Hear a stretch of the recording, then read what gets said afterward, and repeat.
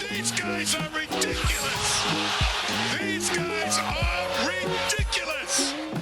Now, how about them damn Celtics? And we are back with another episode of How About Them Celtics. Sam and I are here recording Monday, March 11th. Celtics-Blazers played last night. As you guys are listening to this, we'll talk about that game shortly. But before we get into it, make sure to leave a like on the video if you're here watching on YouTube and subscribe to How About Them Celtics. It literally takes 2 seconds and it's free, and we'd appreciate it very much. We'd love you for it. It'd be great if you could. Thank you. If you're listening on podcast platforms, tell your friends, tell everybody, tell your family, tell everybody who watches the Celtics, or even if they don't, tell anybody who likes food, because we've been doing March Madness brackets and we've realized that food is the only thing we like doing People brackets. were insulting us in the last one. Were they? I didn't even see. What did they say? Yeah. They were like, you guys need to expand your food knowledge or something. They didn't like our picks. Boo. I'll have to check. But again, leave a like, subscribe to How About Them Celtics on YouTube. We'd appreciate it. And if you're listening on Apple or Spotify or any podcast platform, make sure to follow us on there. Leave us a 5-star rating and a review. Reviews actually help a lot to grow podcasts. So if you're on Apple, make sure to leave a review. We'd appreciate it. But without further ado, let's jump into our recap of the Celtics-Trailblazers game.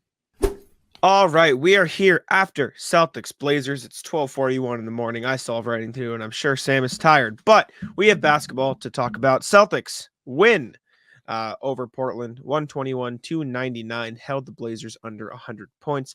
No Drew Holiday, no Kristaps Porzingis, no problem for Boston. Payton Pritchard gets a start in his hometown of Portland. Well, he's from Westland, but same thing. He put up 11, 8, and 8. Sam Hauser had 22 points off the bench, became the 9th Celtic to put up a 20-point game this season. Tatum and Brown both dominated the paint. Didn't really have it from three, either of them. They shot a combined 3 of 16, but it didn't matter because the Blazers basically said, here's a runway. Come score in the paint whenever you'd like. And that's kind of what happened for the Celtics on the night. Sam Hauser and Al Horford were the only ones who were really effective from three. Everyone else just got a free lane to the paint. It was a weird game, though, because it felt like the Blazers also had maybe a bit too many easy buckets, but it didn't matter. Celtics win by 22. Yeah, this was a weird game. This was it's 10:30 on a Monday, and two of our guys were game. Jaylen, who had a pretty good game until he didn't. He had a monster start. He was 12 of 20. He finished 1 of 9. Looking at the box score, if you fell asleep, you would be like, that man was just chucking. You would be right. But he started chucking after he did everything correctly. It was such a strange, hey, I know this game's over already, so I'm just going to take all the tough shots. Didn't love that from him, especially because Portland was kind of hanging around in this one, and it wasn't very fun to watch. Oh, wait, they're down 9 points after the Celtics were just up 20? And then Jaylen's taking weird one-legged pull-up off the wrong foot fallaways. Weird shot. You notice that shot, Jack? Yeah, well, Simon Pollock, who's an editor at Celtics Blog, was texting me during the game, and he was like, I don't know why Tatum and Brown are so obsessed with just trying to shoot over Matisse Thybulle. He's a pretty good defender for a reason. Yeah. Just attack anybody else. Why is that the shot that we're deciding to take? And the only time I felt like, oh, whoa, why is this close? Was after Jeremy Grant made that and one. And I think that was when it got down to 9. Yep. But at the same time, going into that, it did feel like they were just missing a bunch of open shots. For the X game in a row, don't even know how many of it's been. They just missed all the layups. I know they ended up shooting pretty well in the paint, but they also missed a lot of bunnies that they should have made. Also missed some threes that probably could have and should have went down. Because like I said, Hauser and Horford were really the only ones who made him. And Horford made all of his in the first quarter, maybe 2. But Jaylen Brown, 1 of 8 from 3. Tatum, 2 of 8 from 3. White, 1 of 5 from 3. Pritchard, 1 of 4 from 3. Those are 4 shooters who usually make, most of their threes. And they weren't hitting. So I think that helped. I don't think the defense was amazing, but I don't think the reason the Celtics weren't in this game was because the defense. Realistically, the Blazers scored 99 points. They had, or I should rephrase. I think the only reason this felt close for so long was because the Celtics offense was bad. They held the Blazers 28 in the first isn't great, but they held them 24 in the second, 23 in the third, and 24 in the fourth. But they just a 22-point third quarter. They just couldn't hit their shots or layups in that one. So I think that was a bit why it was weird. This is just it was delirious game is what it was. And because it's the timing and the way they played and the shot profile. And like there were some shots that were just like Anthony Simons pulling up from 4 feet behind line. Like, what are you gonna do? But then there was on DeAndre Ayton just making free jumpers no matter what, and like they were always open. So it was like a mix of I don't even know. It's just an odd game that they won by 22. That it felt like they simultaneously should have won by more or could have only won by 5. Do you know what I'm saying? Yeah, it felt like they were up like 30 for a lot of this game, and they Yeah. really weren't. Like we just talked about it getting down to 9 in the third quarter or fourth quarter, I think it got to 9. And Portland had also no, I'm sorry, it was the third quarter because then they closed the quarter really well. That was one thing they did today is they closed the quarters, and it was a big issue in Denver. RJ pointed it out via email and also on Twitter that time where it was like 22-6 in the last minute of the quarter. Not going to be the way you win basketball games. Tonight was much better in terms of, hey, we are in control of this game, just in case you forgot, Portland. And they put their foot on the neck and ended it pretty quickly when the quarter ended, at least. These quarter ends. Down slope and then back up to the end. Maybe a little down, then back up to the end, and then all the way up in the fourth. So that's what you want. And like looking at this, like the way I described this game is it felt like they were up by 30 at one point, but it also felt like it was a tie game in the third at one point. Neither of those things happened.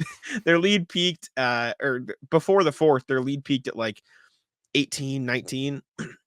And then it never dipped. Like the Blazers got it within 6 in the second and within 9 in the third. So like it was really a pretty consistent we're just beating you game, but it just felt different. And maybe that's just because we've gone through some close games in the past few days, so we're scarred and not used to the blowouts. But yeah, it was weird. Jaylen Brown was great until he wasn't, like you said. Jason Tatum, like weird. He's just not playing well. Like that's just and it wasn't even this game. It was like not playing well. He's really hurting the team. He had one turnover early that was like, what the hell are you doing? But outside of that, like it was just he's missing shots that it feels like he probably shouldn't be missing in terms of like he probably hasn't missed those shots since AAU. And for whatever fucking reason, he's just not hitting, like he's missing layups and open threes. Like it's just a slump and it happens, but it's just weird to see a player of his caliber who was having a phenomenal season before this just go through this slump. And so I think it's jarring. But I didn't feel like, wow, Tatum was really bad today in terms of like how bad he was in the Denver game where he was like actively like, wow, he's really not doing much. It was just not like he's just missing shots that he should be making. Yeah, he was bad in a different way today where it wasn't hindering the team. In Denver, it was just like, oh man, yeah, he's been bad. But today, I mean, you could watch and be like, wow, he's missing really, really bad. But he didn't have a negative impact on the game. Like it didn't feel like he forced that much. I thought he missed a lot of shots. I thought he took probably too many threes. He made more than Brown, so for what it's worth, the bar is the floor. Yeah, the bar is the floor. He needs to get his shit together, though. I'm getting sick of this. We're getting a little too close to April here for him to be throwing up air balls.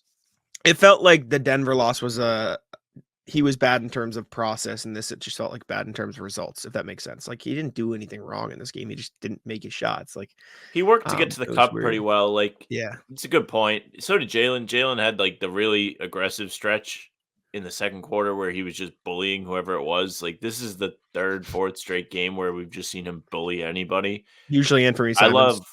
I love bully Jaylen. Bully Jaylen is fire. Really weird that the two of them had inefficient days against the Portland Trailblazers. They took so many tough shots against the Portland Trailblazers who can't play any defense. I think it was just I know Tybal is a quality defender. Make no mistake. Like he's a good player. You mentioned you were chatting with Simon about it, and he had the one possession where he locked Jaylen up. But they settled for a lot of tough shots, those two. Everybody else had great shot selection. Like even Derek White, who started strong and kind of had a weird fall off where he just kept hitting the back rim, but all the shots were good takes, like good aggressive floaters he always makes. No problem with Derek's shot selection. Pritchard, same with him, like just mostly catch and shoot stuff. He didn't really try and do too much, had a good game. Hauser was the flamethrower today. Horford, 3 of 3 after. I was like, yeah, I don't know if he makes 2 threes. I mean, Tatum and Brown, like you take out the threes and they shot well. Like Brown was 12 of 21 from 2. And Tatum was 7 of 15 from 2. So those are both like fine numbers. 7 of 15 maybe is not a deal, but I think he's just the middies. Like they both killed it in the paint. Like Jaylen Brown in the restricted area shot 1, 2, 3, 4, 5, 6 of 7. And Tatum shot A little bit worse. He was technically 5 of 7, but he did miss 2 that were right outside. Like I said, he was missing a couple too many layups, and you want to see him miss, obviously, because they're layups. But I don't know. Like I said, I think that it was a weird game for those two as well. Really weird. Jaylen didn't get any free throws. I didn't like see any egregious like non-calls, but with how aggressive he is, it's just weird that he ended with 0. If that makes sense. Like I thought I the don't same think, thing when I pulled up the box score. yeah. Just the amount he Good on the drove. refs though. They don't It's want to fine. embarrass them.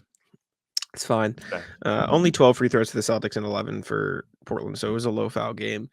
Anyways, Boys Pritchard knew the played well. assignment. They said this game doesn't need to be any longer than it's already going to be.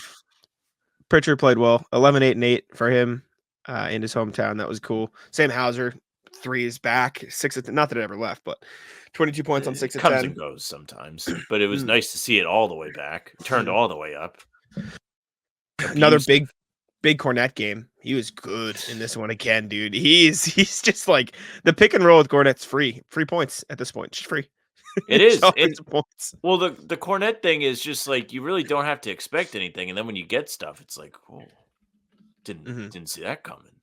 It's like having when you're at the vending machine and you pay for 1 candy bar and you get 2 candy bars. That's what it is when Luke Cornet scores points. He already does a good job on defense. We have 2 blocks. 2 blocks today, yeah. Like he's really great at just being patient on drives. Doesn't foul anybody. He only had 1 foul today. 0 fouls. I'm sorry, with 2 blocks. Respect him With guys driving at him.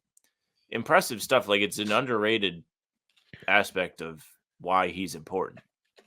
Yeah, he's good on the catch and finish, but his defensive presence, which Joe talked about after the last game, which we will talk about later in the show, is important. You said later in the show, I'm like, how much longer are we going? And then I realized I'm cutting this into the full episode.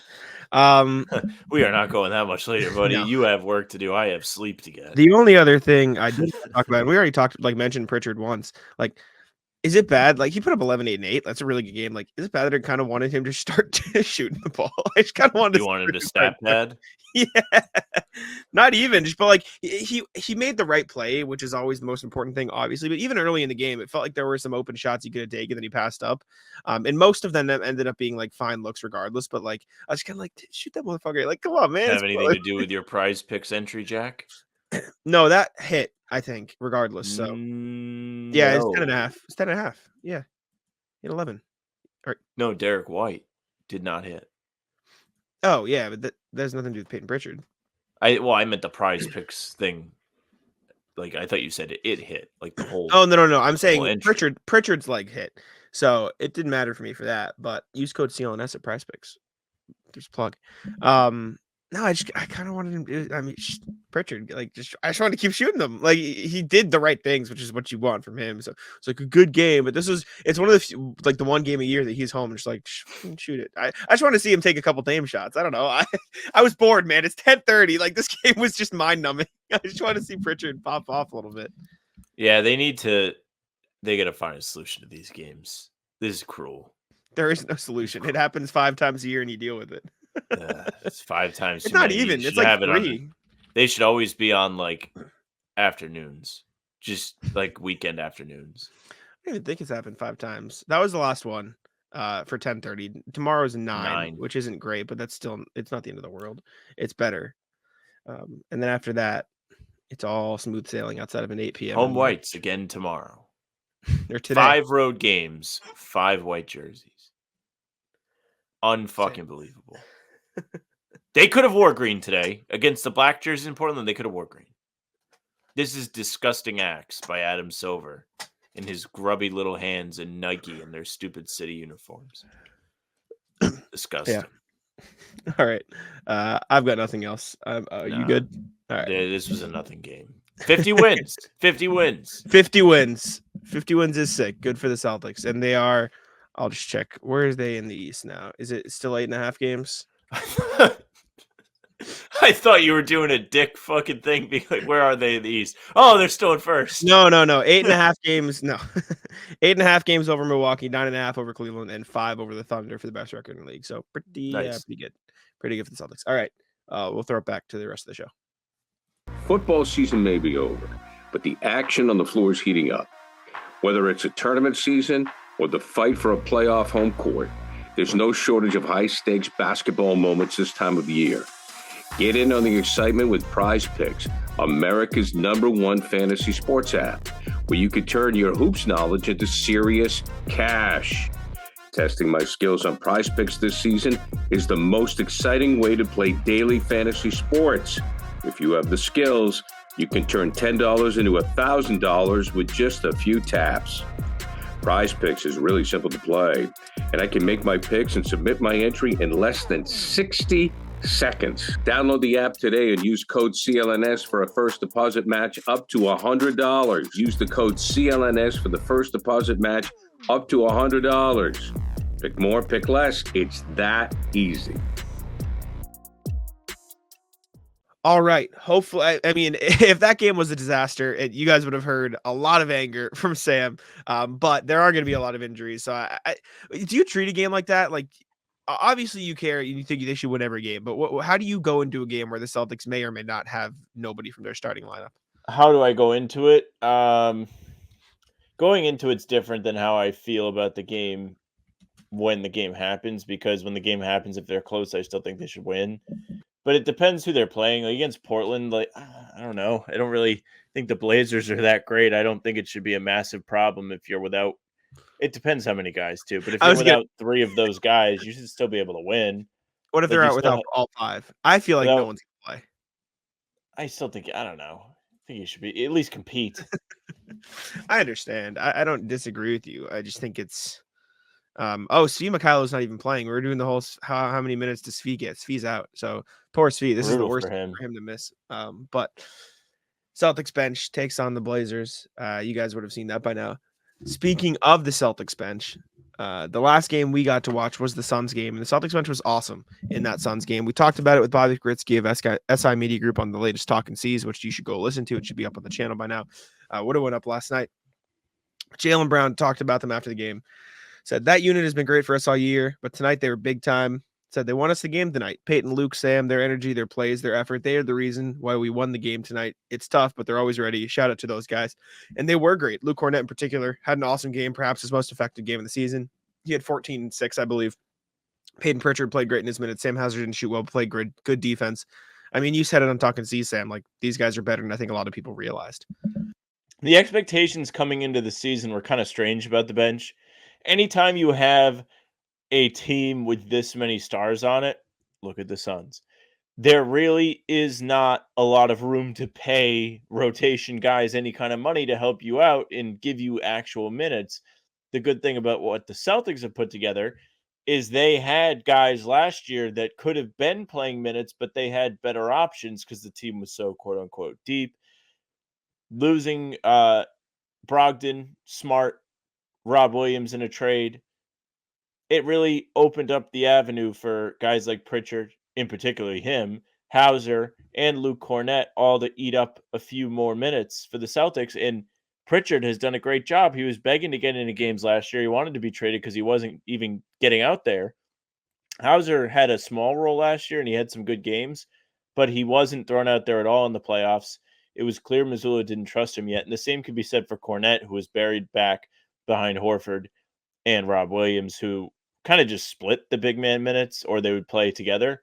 There wasn't a whole lot of Cornett in the postseason. So all 3 of these guys have done an excellent job this year, exceeding any expectations you would have, and they've made it very, very reasonable for them to play in the playoffs. It's not a crazy thing to think Cornett could be out there guarding somebody because he's so patient on the defensive end. Hauser, consistent from the three-point line, consistent on defense, a great rotation player in the NBA. And Pritchard is a great bench guard, offensive spark, consistent from 3 this year, and he can create for everybody else. I think Bobby mentioned that he's even been better in the pick and roll. So just really impressive stuff from that bunch in particular. Mm-hmm. Yeah, Cornett in particular, I think has been very impressive. Like, I think coming into the year, at least me personally, I knew like, oh yeah, Pritchard, he's shown it before. He's shown he can be a valuable player. Hauser, like you see it with his shot. You give him more minutes. Like last year, I remember the whole stat was when he starts, he's like even better. At least in terms of percentage, like his minutes go up. He shoots even better from the field on higher volume. I always thought Cornette was solid and like could fill the role, but I feel like he's been more comfortable playing even more minutes than I expected him to this year. There was that whole discourse at the beginning of the season, like, should it be Nemi or should it be Cornette?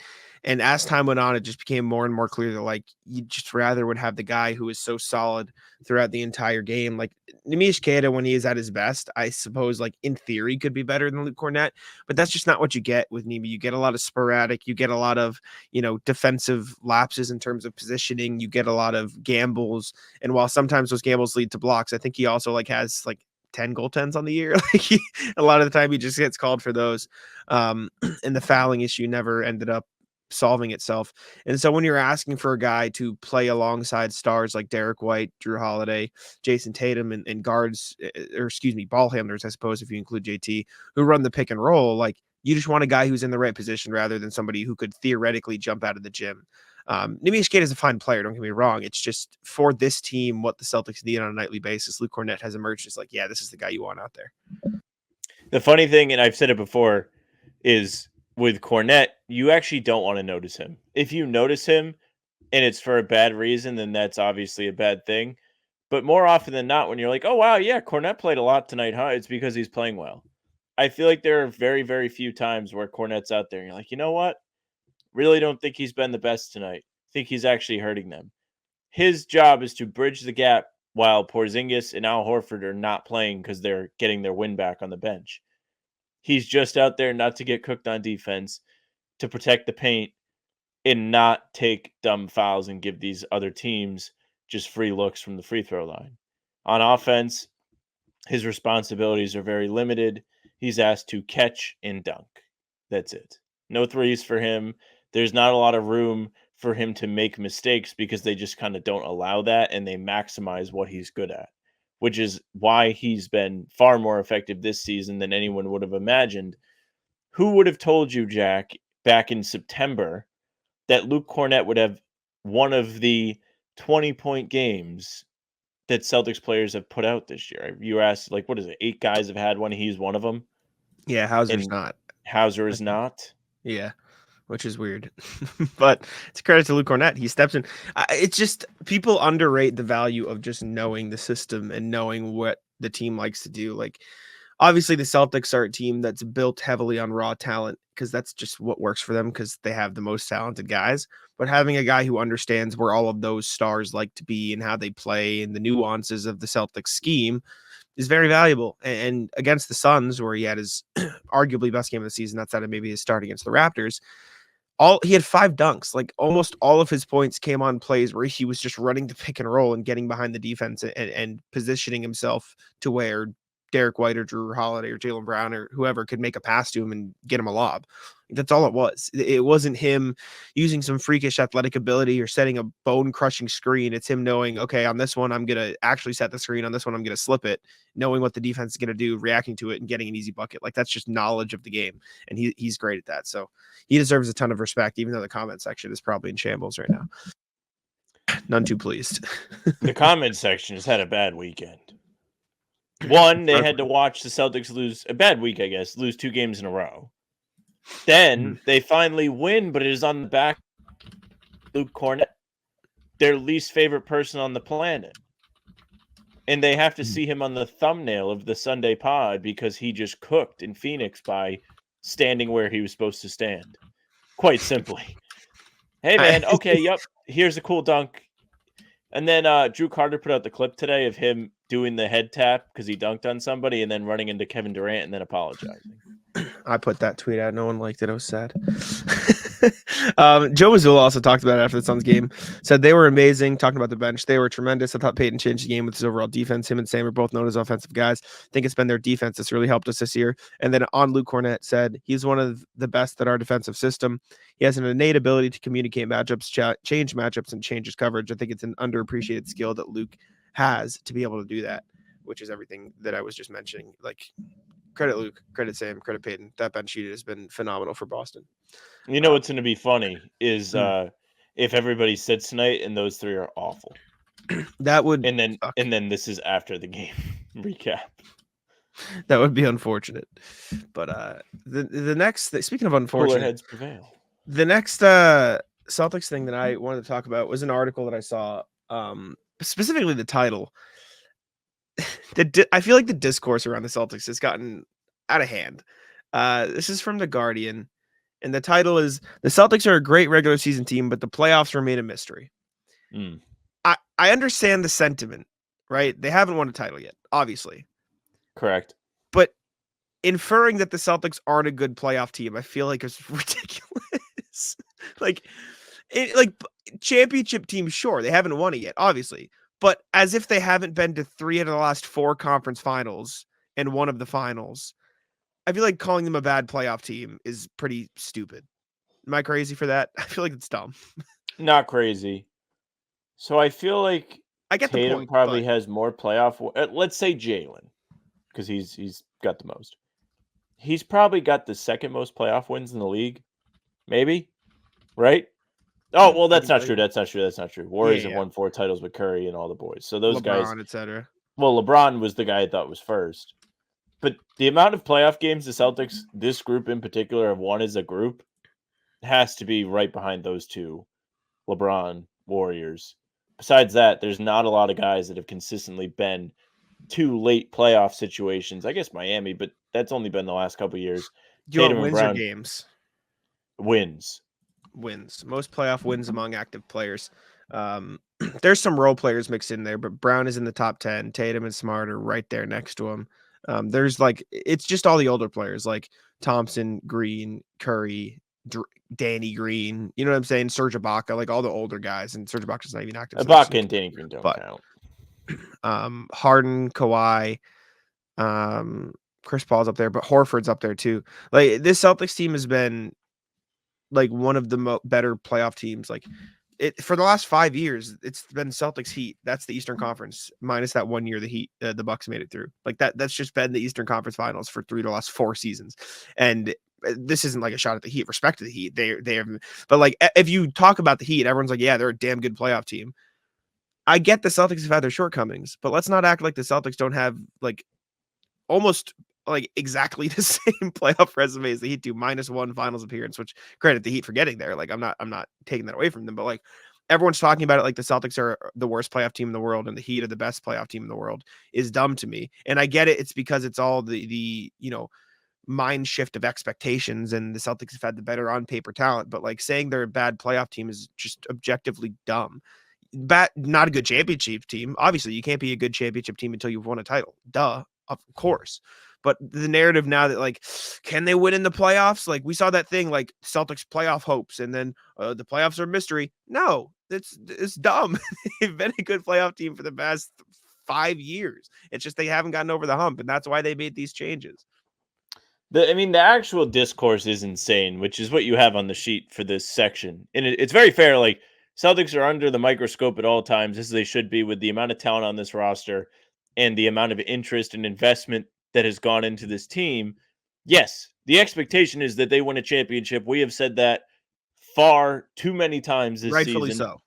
Yes. But it's facts. Like, they are expected to win a title. However, I'm not sure, especially from the quote here, that this is the message that the author is trying to get across. They still could be saying what you're saying, but it just sounds like, one, this is a new Celtic group, so we don't know how, as a group, they're going to play in a playoff series, which is somewhat fair, but you have to assume it's going to be nasty. Second, they're kind of alluding to how great the Celtics have been in the regular season, but the other top teams throughout the NBA's history that have had, their league best average winning margin is 6th best in NBA history. All but one of the 5 teams ahead of them to win a championship in the same season. So I misread this. I thought that they said only one of the 5 teams ahead of them had done that. Yeah. So almost all of them. So they're saying they should win a title. My bad. Yes, my bad. Which is what we've all been saying. Yeah, we've all been saying that. But I just think people, to be honest, I think, and this isn't a shot at the Guardian, it's a shot at everything I'm seeing. People are just bored, right? The Celtics lose bored. games, and so they jump at the opportunity to say the Celtics, will they be able to win the playoffs? Guys, what the fuck? What are we doing? Like as if the Nuggets didn't go 500 for the second half of last season. As if, you know what I'm saying? Like shit happens. right? I'm not saying it's good that the Celtics lost to the Cavs and the Nuggets, right? Obviously, you want to see them show up in crunch time, and those are 2 big games. Like, I don't think it's invalid to be worried about the Celtics late game offense. We did an entire fucking 30 minutes on it in our recent podcast. It was the whole title of it. But saying that the Celtics are a bad playoff team is just objectively not true. It's false. It's wrong. They're not a good title team because they haven't done it, but they've been I don't know. I think it's ridiculous. And I get what people are talking about it because there's nothing else to talk about. But I do think the point or the points made in the article is more of like, can they win late game? Like, that'll be big in the playoffs, etc. But the title of it screams like the playoffs are a mystery. The playoffs aren't a mystery. The title is a mystery, and that's fair. But saying the playoff, like inferring that the Celtics are a bad playoff team, is ridiculous. In my opinion, it's just not true. It's not true. Yes, I agree with you. I mean, actually, they might be the worst playoff team in terms of who you would like to be supporting, because they've done the best job of giving you false hope only to rip your heart out. Unless you want to talk about the Sixers. I was going to say, I feel like there's a couple there. The false hope from the Sixers does not come in the playoffs. It comes in the regular season. Yeah, where they're like, the Sixers were the 1 seed that one time when they played the half-empty arenas in 21. But it manifests itself in the playoffs. It like comes to fruition in the playoffs. Oh, it does. They rip your heart out in the playoffs, but I don't know if they build you up in the playoffs. You're already built up once the playoffs. I would argue this is our year. I would argue that's more painful because that is a long season of hope to a swift downfall versus hope like an erratic. I would argue. Well, it's the more painful. Celtics build of hope is longer because we've had points throughout the last however many seasons that you probably thought they'd win a title. I mean, on the show, well, this year it was this one. The year after it was like, okay, I'll do it again. 2018, I thought they would at least get to the finals. Let's say 2017. 2017, you thought they would at least, they're the 1 seed. They've been unbelievable all year. And then they run into the Cavs in the playoffs. And there was always can they actually beat the Cavs in a playoff series? Isaiah gets hurt and they don't. And was it realistic to think they were going to beat the Cavs? No, I don't think so. So the real false hope starts in 2018. Team has reshaped itself. Coming into the season, you have Kyrie and Gordon Hayward. You definitely think that you have a good chance to win the title. Both those guys end up getting hurt. The hope has gone away. Then it comes back when the team starts beating everyone in the playoffs. They go up 2-0 on the LeBron Cavs and then are unable to get to the finals. Sucked. 2019, same thing. Kyrie back, Hayward back. Celtics coming off this incredible run. They're the deepest team in the league. They flame out in the second round. It was horrible. 2020, you think they took a step back. Turns out they didn't. They show up in the bubble and they're nasty. They underachieve, lose to the Heat in the conference finals. 21, you think they can build off the bubble thing going into the season. Season goes to shit, lose in the first round. 22, they have the greatest second half of the season you've probably ever seen. Come up short in the finals. 23, they just went to the finals. They added Brogdon. They should be so much better now. Derek White's going to have another season under his belt. Losing the conference finals. Just disappointment in 6-7 straight seasons where at some point you would have believed that they could win a title. Yes. And none of those beliefs were like outrageous green glasses takes. It was like, no, like the roster is good enough. The maybe most outrageous one would have been 18 before the season because you really didn't know what you had in Tatum yet. In hindsight, I don't think that was a realistic thing. In the moment, obviously, because they got to Game 7. You don't think before the season, though? Before the season, yeah. But once those two got hurt and they went to the playoffs with that roster, I think it was like hindsight, like, okay, yeah, probably makes sense. Like, I think that in the Game 7, obviously, they had a chance and you should, could have won that game, etc. But like hindsight, the team that should have won probably ended up winning, which is what it is. But I hope people enjoyed that. I don't even know how that happened. That was like completely off topic. Because you were talking about which team is actually like the worst team to support in the playoffs, like with how your emotions would feel. I suppose it's true. I will say I also think there's levels to it. Like Sixers expectations is just get past the second round. Like that's the, you know what I'm saying? Like you got to account for that. But Let's go to the email. Let's see what some people had to say. But first, we can go to Incognito, spin the wheel, see who will be winning some popcorn today. We have 2 entries. Andrew, you never emailed us last time, hbtcpod@gmail.com. Name and phone number. You did win last round.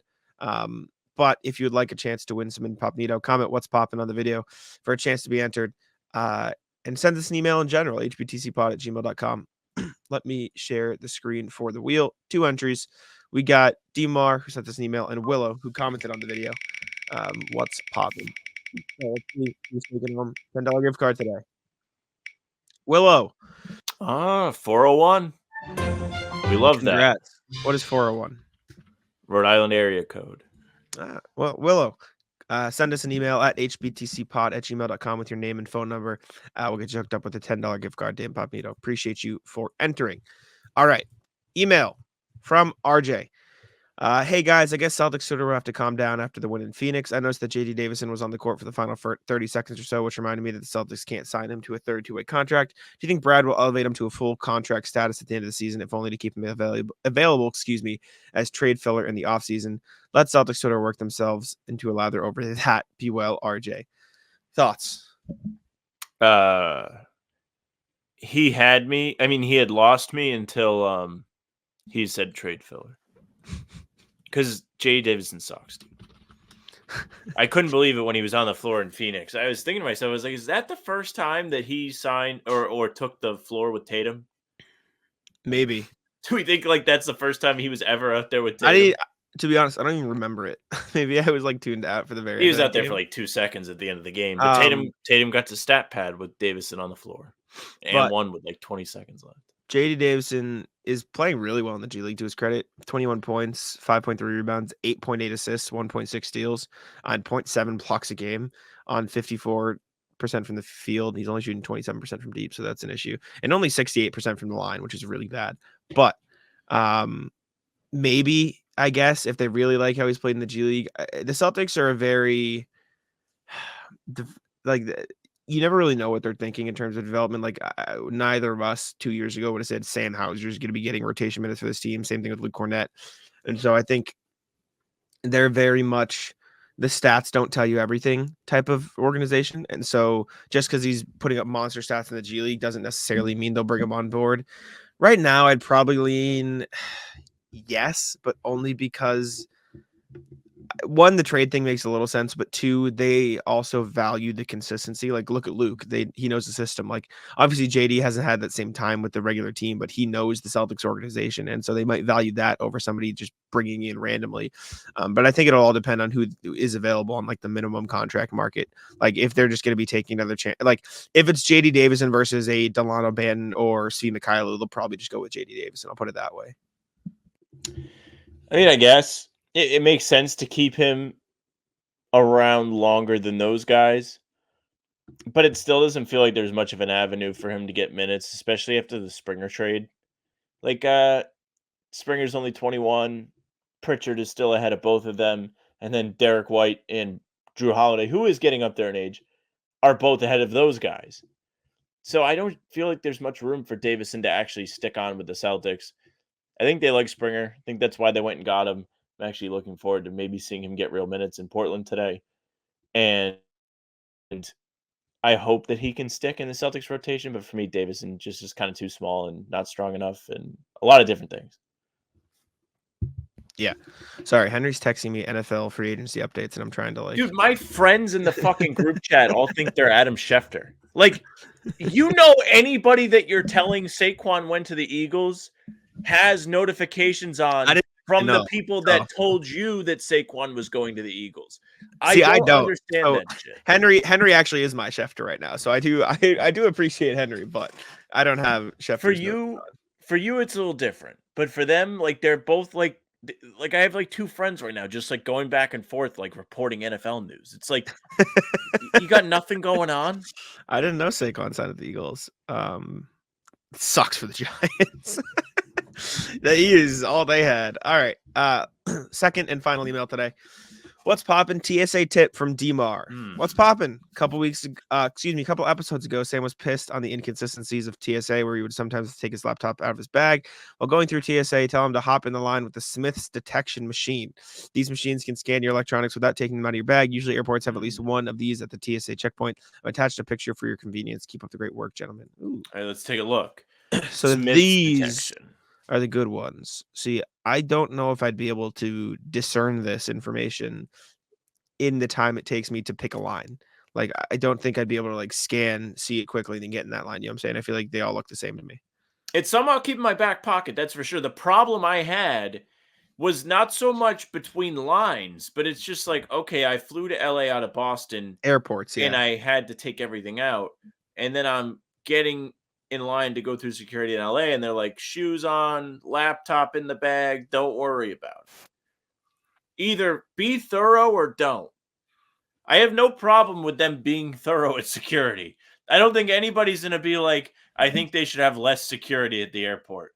But I think if you're going to have security, you should just be consistent with it. Have a set of rules everywhere and stick to it. Thank you for the email, though. This is helpful. Yeah.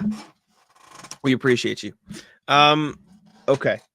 Sorry, I was looking at I saw Saquon's salary, and I saw somewhere that Josh Jacobs made like an obscene amount of money, and I wanted to find the number because it looked like an NBA contract, and I was confused, but I couldn't find it. Anyways, let's move to the NBA section. Let's check in with the standings. Let's see what teams are rising, what teams are falling, and what's going on around the association. Sam, do you have an update on your Pistons? Well, we have a larger update on the Pistons a little later in the sheet. I mean, in terms of the standings, though, for now. Yeah. In terms of the standings, yeah. I'm pretty sure they've fallen back to last. They're in last. They have fallen. They are down. The Wizards, 2-game win streak after losing 16 straight. Yeah. Embarrassing stuff from the Hornets, embarrassing stuff from the Heat. The Heat who lost to the Wizards in Miami. You can't be doing that.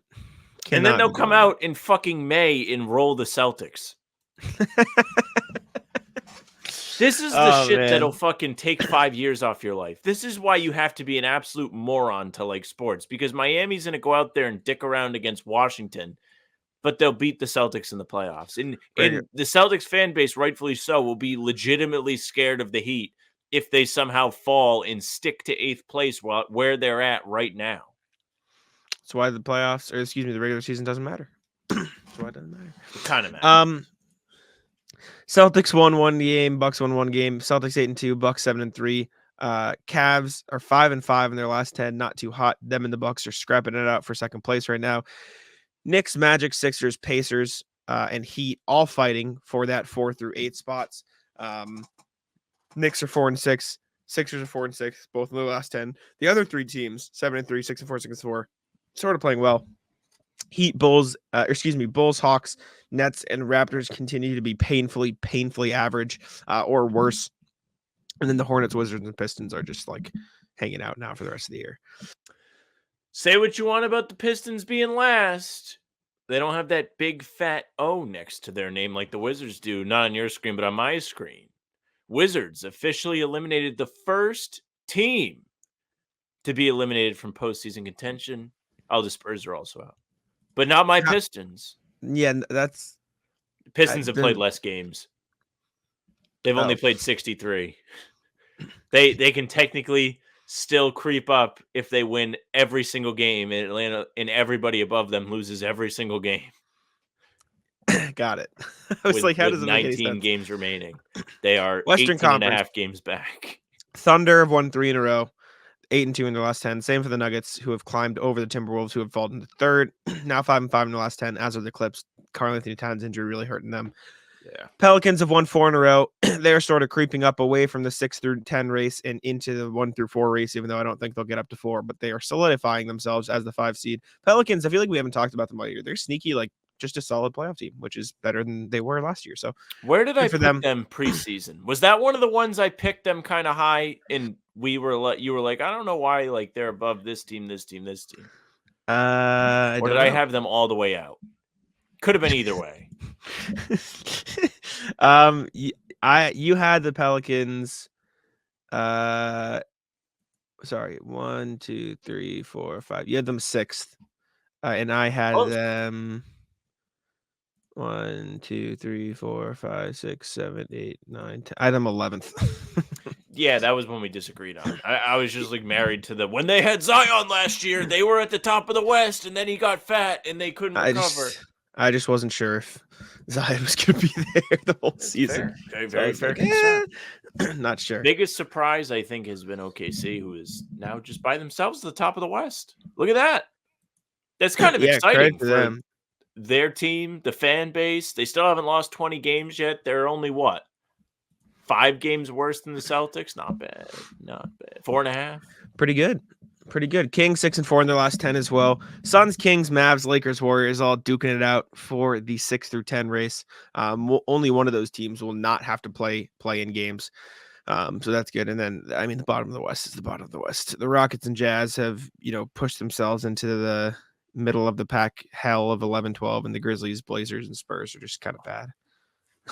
Yeah. Hanging out. Gonna look at the Blazers later. Scoot for the first time. Yes, sir. Is he even playing? I have no idea. We'll have to look. But speaking of, are they even playing? Injuries have started taking over the NBA. We've gotten a lot of those. Obviously, we talked about Cat. We talked about Simmons last time. This time around, Sadiq Bey tore his ACL, out for the season. Jalen Williams sprained his ankle last night. Don't know the severity of that, but Alperen Sengun is the big one. Did you watch the injury? Did you see what happened? I saw somebody shared the clip. I obviously didn't see it live, but he needed an actual wheelchair to get off the court. That was the closest you can be to a Gordon Hayward moment without actually snapping the leg. I didn't see it close enough. Don't put it on the screen. We don't need to have people watch that. But, it was not good. It looked really, really, really bad. You want to see a fucked up clip? Let me see. Let me find it. So for context, warning. No. It's not like anything disturbing. For those who don't know, Sengun basically really hurt his ankle last night. It kind of snapped, and they had to bring a wheelchair on the court. And the Rockets towel guy didn't really read the room. And so they're wheeling this guy back after what is almost certainly a season-ending injury. And he's head and hands, distraught, obviously. Yeah. And as they're wheeling him back, the towel guy just chucks a towel out. Starts with the equipment manager. Come on, man. Come on, man. He doesn't need that. Why? I like how the equipment manager or towel guy kind of gets mad too. He's what? He's yelling at somebody. Look at the confusion on the guy pushing the wheelchair's face. Wheeled off. What are you doing? Take it off. Poor guy. Yeah, that sucks for Sengun, man. He's been really, really, really good this year. So hopefully he bounces back. Dude, the injuries lately have been crazy. It's just injury time of year. It's got to the point where, this guy's played X amount of games, body's probably a little tired, not going to recover or absorb contact as well. It's tough. It's brutal. But, all right. Next thing we got, Otto Porter Jr. was waived by the Jazz. And for all the Celtics fans out there saying, go get him. He cannot play in the playoffs. He's ineligible to play in the playoffs. He wasn't waived before the date. So there's not really a point. This is a weird one, isn't it? So for context, Utah also made a pair of signings today. They signed Kenneth Lofton Jr., the big fella, and Darius Bazley to non-guaranteed contracts. Basically, it's like a tryout period where Utah has 20-ish games left. And Bazley's is 3 years, though. They're both 3 years, I think. Okay, that's crazy. But they're non-guaranteed. Yeah, still. And these two guys are going to be out there kind of proving it, seeing how they fit with some of the players that Utah already has. And it makes sense from the Jazz perspective why they got rid of Porter, if they wanted to clear space to bring in prospects. But for him to be only getting a buyout today, March 11th, instead of 2 weeks ago when he could have joined a playoff team, it doesn't make a whole lot of sense on his end. Unless he's yeah, okay, I'll take an extra month off and not have to work and all that. But if he's still trying to play pro basketball, he's not really going to fuck off. He's going to have to train and get better or get back up to speed where he was at when he was with the Warriors. This is just kind of a bizarre move for him. I mean, I guess he doesn't completely get a say in it, but I'm sure Utah wouldn't have been like, absolutely not. You cannot get a buyout 2 weeks ago. I just don't think that's realistic. I don't know. It is a weird situation. But as much as you say like, there's no way they would have done that. Like, that's the only thing I can really see happening. Like them just being like, no, we don't want to buy out. Which I don't know why they do that. But I can't imagine Otto Porter was like, no, I want to stay in Utah desperately. No offense to Jazz, but I agree. Very weird situation. Speaking of weird situations, Sam, Troy Weaver almost fought a fan. Can you break this down for me? Yes. So as our Pistons have plummeted back down to the bottom spot in the Eastern Conference, their general manager, who has been under a good amount of heat as is, the fan base is none too pleased with Troy Weaver, who is the man at the helm, as they have put together one of the worst seasons in the franchise's history. They had a fan go at him during the game. Jack's got it on the screen. This fan was yelling at him saying, "You suck at your job." Troy Weaver said the guy is lucky he doesn't beat your ass. And it went viral. You want sound? Yeah, let's rock with sound for 1-1.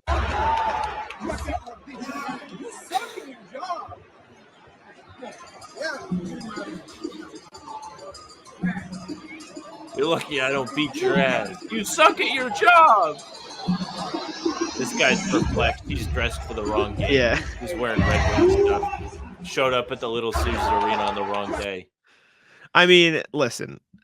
Do I think Troy Weaver should probably just ignore this guy? Yes. Do I think the fan is absolutely a moron for being like, what did I do when you're talking shit to the GM of the team?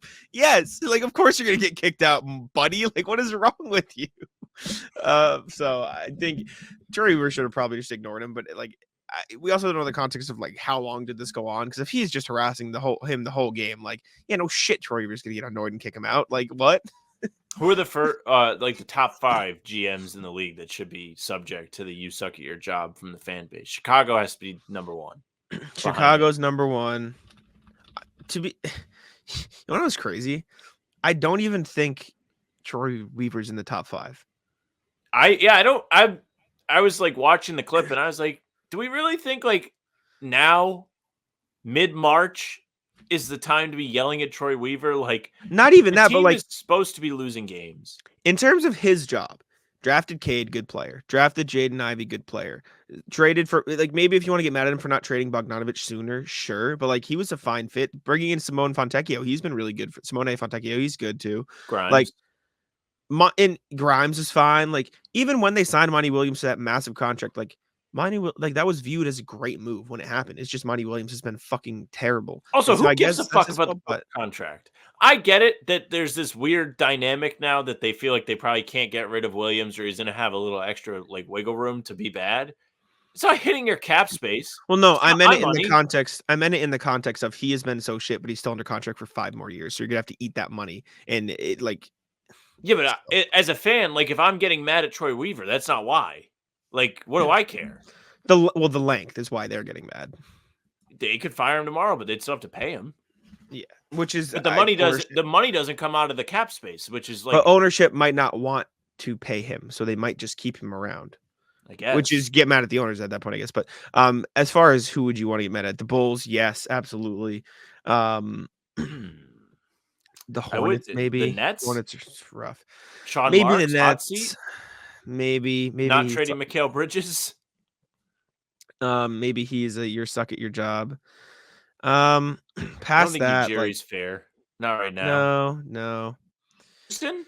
I don't know. Do we think Houston botched some of their offseason moves? Nah, I think it's the right direction. It's the right idea of what you want to be doing. I thought it was kind of weird they drafted a point guard and then brought in Fred VanVleet for a bunch of money. Maybe that's the part, but I think Thompson can play some forward too, so I don't think that's the end of the world. Portland, you can't be mad at. You just traded Dame. You got a haul back for him. Charlotte, I don't know about yet. I think they're headed in the right direction. Memphis, you can't get mad at them. Injuries just got you this year. Golden State, Mike Dunleavy's first year. Pelinka, I guess. You can go after him. Pelinka. It's really just Chicago. It's just Chicago. Chicago. Well, Atlanta's a mess. Atlanta, yeah, that's actually a good one. Atlanta sucks too. Washington. Washington's a mess. They're tragic. But they had to get out of their past mess and into a new mess. So I guess it's just the lesser of two evils at that point. So, but like they tanked in the wrong season. Yes. Yeah. Yeah. And also, like, with all due respect, but like it's obviously worth it for the Kings to get into the playoffs that one year. But that's the year. That's the year you decide, yeah, we're gonna push forward. Really? Yes, if you're the Kings, anything's a damn victory after you haven't been in the playoffs since 2006. True.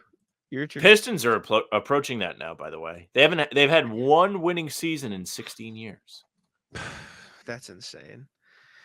That's crazy. And I did a whole 3-minute bitch session about the Celtics disappointing me. Have the Hornets ever won a playoff series? Yes. When? Did I Kemba think it one? was back in the 90s. They beat the Celtics. I'm talking about this version though, because that's technically the Pelicans, right? I guess. I'm saying the Bobcats to Hornets arc. I still think the that answer is organization. Yes. Why? But I don't remember when off the top of my head. I don't know if Kemba did, and that's the only time. I don't know if Kemba did either. Series. He didn't. He never won a playoff series before he came to the Celtics. Damn, that is crazy. So that means the Hornets franchise has never that whole thing of Bobcats to Hornets, because then technically the Charlotte Hornets were adopted by the Bobcats 3 years later, but it's so weird. Those two organizations' histories don't make sense to me. But yeah, that's odd. Past 10 seasons, they've not won a playoff series. Yeah, that's crazy. Anyways, in 2002, the Charlotte Hornets beat the Orlando Magic in the Eastern Conference first round. Yeah, but that was the original team that went to New Orleans. So this version did not win. Yeah. Anyways, next thing we're talking about is the 65-game rule, because there has been a new update, new entry. One new player is now not eligible for all NBA teams, and it's Donovan Mitchell, who probably would make an all NBA team if he was eligible. So Mitchell is set to miss the 65-game mark for all NBA teams. Other notable names that will not be eligible for all NBA or awards: Porzingis, Jimmy Butler, Julius Randle, Kyrie Irving, OG Anunoby, Kyrie Irving, Darius Garland, Joel Embiid, Bradley Beal, Desmond Bane are among the names. Other names like LaMelo, John Morant, but those are duh, of course not. They haven't played all season. I don't know. Does all the 65 games count for all defensive too? Yes, because Bobby Marks put this tweet out today with a list, and Marcus was on the sheet. And I was like, well, isn't that kind of funny that they put Marcus on here to try and prove an all NBA point? But no, it was for all defensive as well. It's all major accolades. Except rookie teams. I don't think rookie teams counts, which is weird. Really? That's bizarre. Yeah. Mm-hmm. I don't think it matters for rookies. Which is, I also think weird, but maybe because some of them won't get as many games. I don't know. It's so weird the way they do it, and it doesn't matter. But I was listening to Front Office Show with Keith Smith and Trevor Lane, and they made a good point. They think this problem is going to show up in the contracts, not so much the accolades themselves, but if you think about it, this gives an advantage to younger players for all NBA teams, because older players just don't play as many games. And so then you get to a point where, let's say somebody who is I don't know an example off the top of my head, but let's say a fringe player gets on an all-NBA team. That makes them eligible for a supermax contract, big boy contract, bigger than they would have gotten otherwise. Team is probably going to pay that contract just to keep them around. And then you're going to run into a thing 5 years from now where a team is like, why is this guy making $60-70 million? It's because he made all NBA 1 year where Kevin Durant got hurt for too many games, or one player got hurt for too many games, so he slipped onto the team. So that's, I feel like, where the problem is going to be encountered the most, rather than just the accolades themselves. So I thought that was a good point that they made that I'm stealing.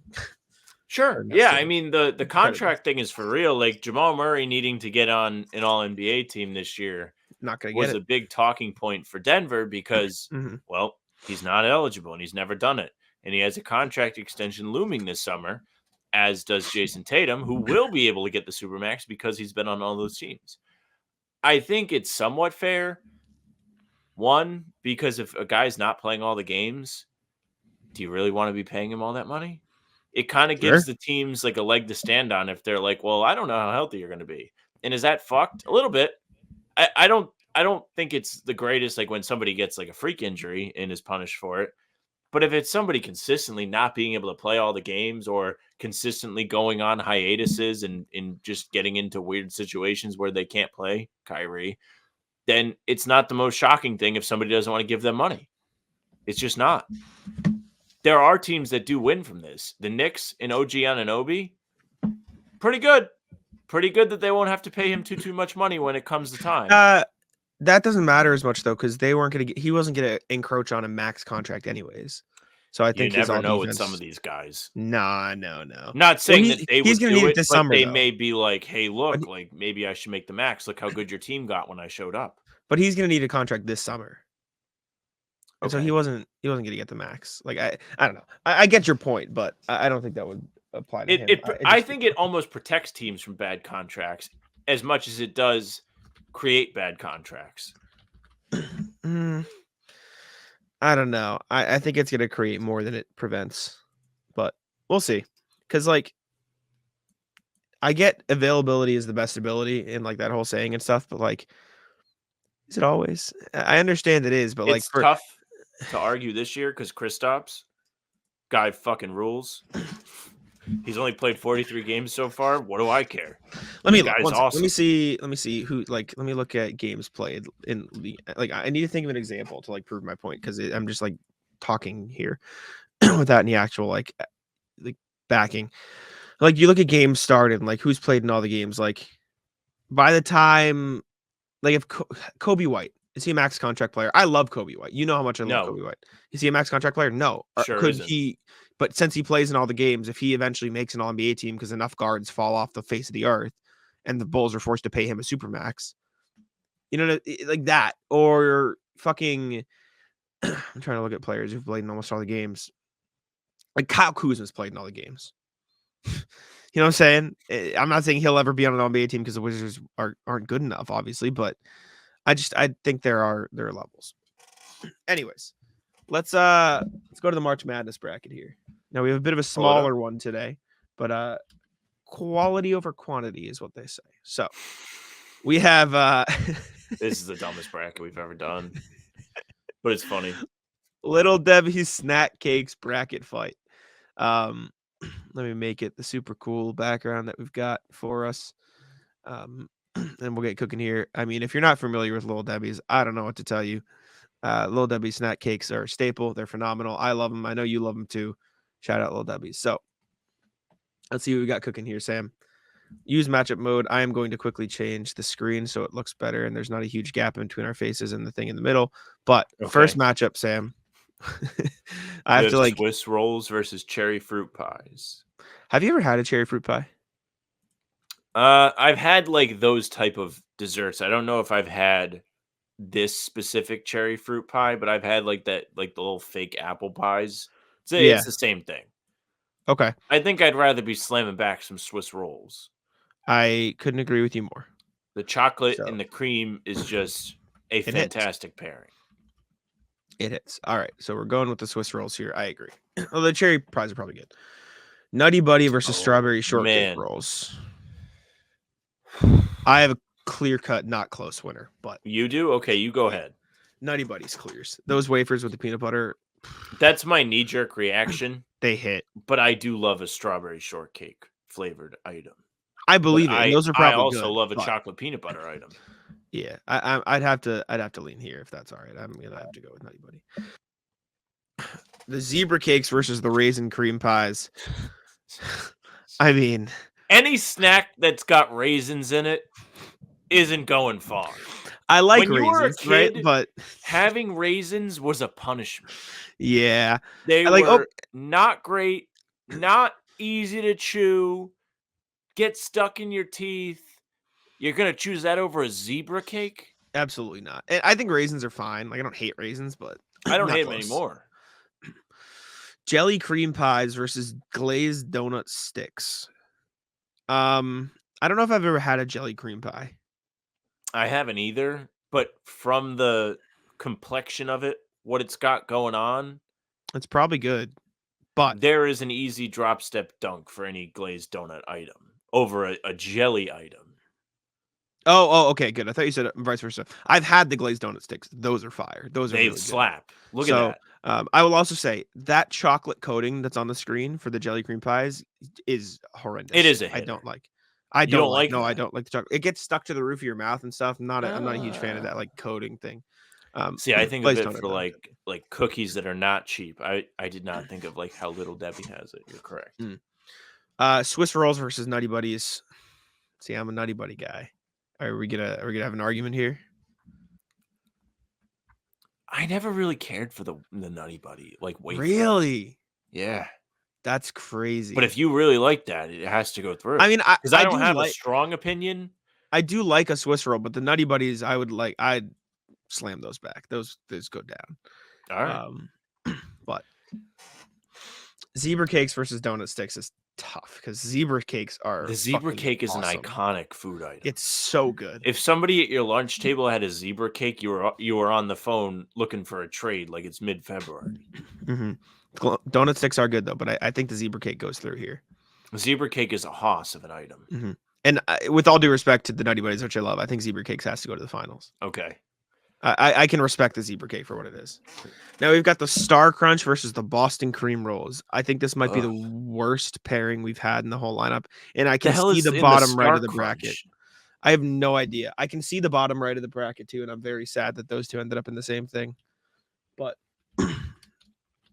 Star Crunch cookie. It looks like chocolate Rice Krispie treats. It is. Okay, I don't want the fucking full breakdown. Yeah, it's like crisp. It's like crisp rice. I would rather have that than the Boston cream roll. Yeah, I've never been a big Boston cream guy, ironically enough. Oatmeal cream pies versus pecan spin wheels. I've never had a pecan spin wheel, but the oatmeal cream pies. Cream pie, all-time snack. It's great. I agree. Once you take the raisins out, the oatmeal. Yeah, once you take the raisins out, the oatmeal hits. Agree. Zebra cake rolls versus fig bars. I feel like this is cheating, but fig bars are so hot garbage that we have to put zebra cake rolls through. But only the ones that are like fruit flavored, like Nutri-Grain, like the apple cinnamon ones are fire. Those are good, but like Fig Newtons can die. Yeah, go with the roll. Yeah, chocolate cupcakes versus cosmic brownies. Now, I have a strong opinion here, and I'm afraid you're going to disagree with me. Do you have a strong lean? Yeah. Wow. I think cosmic brownies are horrendously overrated. Not a fan. I just think those cupcakes are fire. Those are one. I think those might be my favorite. The cosmic brownie is one of those snacks. Again, lunch table legend. Sure. If somebody had that, it was you're jealous of their lunch. The chocolate cupcakes weren't even a lunch item. They were a special, like occasion thing. When my mom brought those home and threw them in the lunchbox, I'd open up that I would save that for last and eat that last. You know what I'd do? I'd eat around the center so I can have that one last bite with all the stuff. That's what I do with Subway cookies. Yeah, these might be the best thing on this whole list. They got the Star Crunch versus the oatmeal cream pies. Cream pies, wow. Cream pie. Oatmeal cream pies clears. Cream pies are fantastic. Amazing. Zebra cake roll, chocolate cupcakes here, I think. Yeah. I think chocolate cupcakes might go on a march to the Even final. though aren't these Hostess chocolate cupcakes? Or am I mistaken? Ooh. Lil Debbie's chocolate. They probably both make them. They both make them. Okay. They are Lil Debbie's. Are there Hostess too? Let me check. Yeah, Hostess. Hostess is the one I'm thinking of. I am thinking of Hostess too, but it's the same thing, effectively. You know what was snubbed from this bracket before we even continue is coffee cakes. Yeah. Coffee cakes are very good. Also, honey buns. Honey buns are very good. Honey buns also snubbed. In favor of fucking, what is it? Boston cream roll? I don't even think that's the problem. Why the fuck are fig bars on here? Are you fucking kidding? What are we doing? Honey buns is Little Debbie's too. I remember anytime we went to the gas station, I'd just get a fucking honey bun. Honey buns are sick. They're awesome. It makes me bad. The chocolate cupcakes. Yeah, it clears. Are beating the oatmeal cream pies. Yes. Now you have zebra cakes versus chocolate cupcakes. Now, I think chocolate cupcakes are the best of the snacks. However, you saying Hostess versus Little Debbie's, I do think the Hostess ones are better. Yeah, And so I would agree. I could be swayed. Does Hostess do zebra cakes too, though? I don't know. Pull it up. They do. No, it's just Little Debbie's. That is a Little Debbie's exclusive. Okay. Go with the zebra cakes then, because Actually, I'm looking at it and I'm a little jealous. I will say though, all due respect, Little Debbie's kind of zebra cake horse. Because not only did we see the rolls over there, right? You see the rolls? They also made zebra cakes mini donuts. So they are all in on zebra cakes being their thing. Zebra and I cake kind of don't like it. merchants. Yeah, they're merchants. That said, I think zebra cakes do have to win here just because it is their thing and they are good. Zebra cakes per serving 380 calories. I had to look because I know all of these snacks are just loaded. Also mad, how are we not putting mini donuts on these? Really? I think those are Hostess. It's both. It's both. Both have it. Yeah. The mini donuts are fire. Mini the donuts powdered ones. Mm-hmm. You rip through a whole bag of those. Yeah, you do. Underrated mini donuts, the crunch ones, very good. Those are very good. Like crunch candy? No, they're like I need to find I need like a picture. I don't actually know what they are, like what they're exactly called. I just know by like looking at them in the store. Yeah, they're just called Crunch. These right here. I don't even know what's in them, but they're just really fucking good. It's these. This brand. It looks like coconut. Probably. I don't actually know. I can get behind that. Those are fire. Hostess mini donuts Crunch. What is in a Crunch mini donut? It doesn't fucking say. Coconut Crunch, yeah. Coconut Crunch, yeah. They hit. They're very good. Do you ever have the chocolate coconut donut from Dunkin'? I think I did try it, or at least know about it. It does look good. I would argue. I think these are better than the frosted donuts. These, very good. Big fan. Anyways, okay, we can do the rat list now. Sam would like to kick it off with the rat list. Rat list is my sense of direction, I guess. So yesterday, Jack and I played in our first men's league game. We did win. And the gym that we play at is probably about halfway between the two of us. So it's not a big troop for Jack.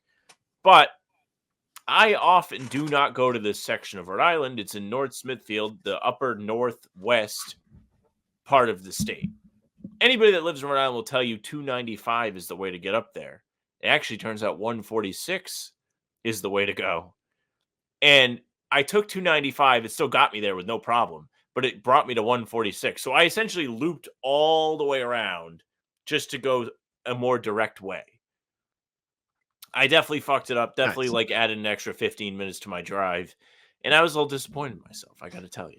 I knew I took 295. So that is how for you, it's different there. Yeah. But I did recognize that. What do I got? I had one and then I forgot it. What did I do yesterday? You played in the men's league. Yeah, I know, but I feel like I did something else. I don't want to rat list my dogs again, but I can't. This is how bad it is. No, let me explain the level. Let me explain the level of this though. My dog is pissed on the same rug so many times that I cannot tell what is a stain and what is fresh piss anymore. Because it's just yellow. So I can't tell what is what. So I go in there and it ends up me being like gross. Like, how else you want me to tell? I put like my toe in it. I'm like, is this wet? Yeah, you gotta check. Pray. I step on it and pray. And I was clear today, so we're good. But it's annoying. It's not a fun time having to just check every morning. And I'm probably gonna go in there today and there's gonna be piss, but brutal. Rat list is the Celtics. Now I despise the West Coast. Yeah. I truly do. I have had to watch 4 straight West Coast games, is the time you're listening to this, with them wearing fucking white jerseys on the road. I don't know what the fucking disconnect is here. Where are the damn green jerseys? They have played maybe one game where the color clash would have made it so they can't because of colorblind, how it looks. Mm-hmm. Please be serious. Knock it off. Cut the shit. I've had enough. March has been a disastrous jersey month. They have yet to wear the correct uniform at all in March. Really? We're almost halfway through. We're not even in the Ides of March, and I'm sitting here ruined. And also, Ratless, bonus one is the 10:30 tip. They're going to sit people. I get mad when they show up and lose. I was mad at the Denver game when they were playing like ass. You're going to sit people when you know you got people up watching on the East Coast. Maybe it's anti-Ratless giving you like the heads up, like, hey, like we might not try today. Mm-hmm. But I mean, Jack and I are here no matter what. Yeah. I'd rather them be healthy for the playoffs, though, so I'm okay with it. Just a rest day is fine. Ratless Liam. So Liam texted me on the way home. I was on the way home, and he was stopping. We were going to play video games. He goes, what should I get for food? Should I get Wendy's? Should I get McDonald's or Burger King? And I said, get Wendy's. There's this new burger there. You should try. It's fucking awesome. And I'll tell you what the burger is. I will. And it's called the Loaded Nacho Burger. And it's that shit hits, dude. It's so good. It is. Let me pull it up on the screen here. Loaded Nacho Burger, Wendy's. It is like a special bun. It's like queso and like hold up. It's got like corn on it, which sounds weird, but it's like crunch corn, so it's like effectively tortilla chips at that point. This is what it is. It is. Where does it say what's on it? Can we get the ingredients? You fuck. What are we doing? But it's this. It's like corn. It's like poblano cheese, whatever. It's really fucking good is the point. So I said, Liam, get that. That's what you should get. And he gets home. He goes, I got McDonald's. I said, what the fuck? You asked me what you should get. That is true. What the fuck are we doing? And he goes, I don't know. I'm like, why fucking ask if you're not going to fucking listen to what I suggest? So Ratless, that is fucking whack. It is Ratless. That's terrible. Disgusting behavior to be like, hey, do you have a recommendation? And then just to ignore you. Just don't ask. I went a step further. He asked the restaurant, and I gave him the whole. I'm like, get this. It's good. I got it today. It was great. He just said, fuck you. Pissed. I might get that again today. It's fucking good. Now I wanted to get Chick-fil-A has perished. No, I already got Chick-fil-A. Oh, I gotcha. Doubled it. Could be the play. I don't know. I don't have a ton of Ratless today. We can talk about ball. I mean, it's not Ratless, but we won. Yeah, we won. Someone got a double text at the end of the game. Yeah, a guy got double text at the end of the game, which is a way to lose. Yeah, and the way it works, our boys. Yeah, it's not NBA rules; it's NCAA rules. So every tech is 2 free throws, and so we got 4 free throws for 2 techs with like 40 seconds left in the game because this guy just kept complaining. Yeah, it was funny, but we won the game. W. Sam got the game-winning block. I was there. The ball. Yeah, well, that's a block in the stat sheet. That's like the grand block in the bubble. Same thing. It's true. Yeah. It had to rotate over. We take those. But yeah, I don't got far too tired in that game. I had to come out like 2 times. I hate coming out of the game. But my ankle had me off the roads. I don't. It gives me a chance to fucking play. I want to get in there. Yeah, but you were getting in regardless. If I came out, like other people would have came out. I guess. Anyways, thank y'all for tuning in. We appreciate it very much. Make sure to like the video and subscribe to How About Them Celtics. We're here every single day on this channel with content for you live 3 days a week, Monday, Wednesday, Friday. And we've got some new stuff cooking up in the chamber, so you want to keep an eye out. Turn that notification bell on. Appreciate it. Subscribe. Check us out on all podcast platforms, and I'll let Sam wrap it up. Hey, thank you very much for listening or watching. If you're watching, make sure you subscribe to the YouTube channel, hit the notification bell so you don't miss any of the content like Jack mentioned. We're coming at you every single day with something new, so you don't want to miss out. We're also on Spotify and Apple. Your audio needs will be met. The game recaps and full pods will be right in your inbox if you follow us there. So do that. Leave a 5-star review. We would appreciate it very much. You can also email us. hbtcpod@gmail.com is the way to do that. The socials are at How About Them Cs for Twitter, Instagram, and TikTok. Facebook is just the name of the podcast. The streams are there and on YouTube and also on Twitter. Jack's Twitter is at JacksMoneNBA. Mine is at Sam LaFrance NBA. That's it for us. Taco, come on.